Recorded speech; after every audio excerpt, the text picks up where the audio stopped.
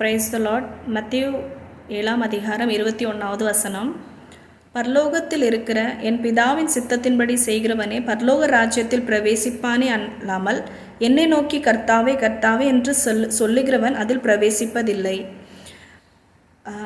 இந்த வசனத்தில் நம்ம பார்க்கும்போது கர்த்தாவே கர்த்தாவே அப்படின்னு சொல்லி இருக்கிற மீனிங் என்ன அப்படின்னு சொன்னால், அடிக்கடிக்கு ஆண்டவரோட இருக்கிற மாதிரி நம்ம காட்டுறது. லைக் நல்லா ப்ரேயர் பண்ணுறதா இருக்கட்டும். தொடர்ந்து அடுத்தடுத்த வசனங்கள் படித்தோமே, ஆனால் 22லேருந்து தொடர்ந்து வாசிக்கும்போது அந்நாளில் அநேகர் என்னை நோக்கி சொல்லுவாங்க, கர்த்தாவே கர்த்தாவே உங்கள் நாமத்தில் நான் தீர்க்க தரிசனம் சொன்னேன், உங்கள் நாமத்தில் நான் பிசாசுகளை விரட்டினேன், பெரிய பெரிய அற்புதங்களை செஞ்சேன். ஆனால் ஆண்டவர் சொல்கிறாங்க, இப்படிப்பட்டவங்கள நான் அறியேன்னு சொல்லிடுவேன். ஏன்னா அவங்க என்னோட பிதாவோட சித்தத்தின் பிரகாரமாக செய்யலை. அப்போ நான் பிதாவின் சித்தம்னு சொன்னால் என்ன?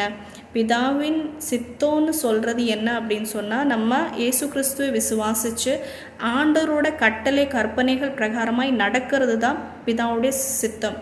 ஏன்னா நம்ம என்ன ஊழியம் செஞ்சாலும் ஆண்டோட கிரியைகள் நம்ம மூலிமா வெளிப்படலாம். அது மற்ற ஜனங்களுக்காக நன்மை உண்டாகும்படி, ஆண்டோட வல்லமே மற்ற ஜனங்கள் தெரிஞ்சு கொள்ளும்படி யாரை வேணால் ஆண்டவர் பயன்படுத்தலாம். இந்த நாட்களில் நிறைய ஊழியங்கள் இருக்குது. எல்லா ஊழியங்கள்லேயும் பார்த்திங்கன்னா ஆண்டவர் வித்தியாசமாய் அவங்கள பயன்படுத்துகிறாங்க. ஆனால் தனிப்பட்ட விதத்தில் தனிப்பட்ட விதத்தில் ஆண்டோட ராஜ்யத்துக்கு போகணும் அப்படின்னு சொன்னால் பிதாவோட சித்தத்தின் பிரகாரமாக அவங்க நடந்தால் தான் அவங்களோட அந்தரங்க வாழ்க்கை, அவங்களோட தேவனோடு உள்ள உறவு எவ்வளோ பரிசுத்தமாக இருக்குது, எவ்வளோ டீப்பாக இருக்கிறது, எந்த அளவுக்கு அவங்க தேவனோட கட்டளைகள் கற்பனைகள் பிரகாரமாக நடக்கிறாங்க, எந்த அளவுக்கு நீதியாக பரிசுத்தமாக நடக்கிறாங்க. ஏன்னா எல்லாமே ஆண்டோட சமூகத்தில் வெட்ட வெளிச்சமாக இருக்கிறது.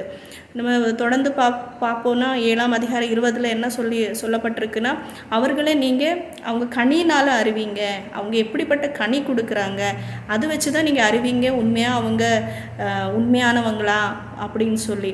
ஸோ ஆண்டவர் அந்த கனியை தான் பார்ப்பாங்க. நம்ம எப்படி வாழ்கிறோம், நம்மளோட வாழ்க்கையை தேவனோட வசனத்துக்கு உட்பட்டதாக இருக்குதா, நம்ம கேட்குறவங்க மாத்திரம் படிக்கிறவங்க மாத்திரமாக இருக்கிறோமா, இல்லை உண்மையாக அது பிரகாரமாக செய்கிறவங்களா இருக்கிறோமா அப்படின்னு சொல்லி ஆண்டவர் நம்மளை ஆராய்ந்து பார்ப்பாங்க.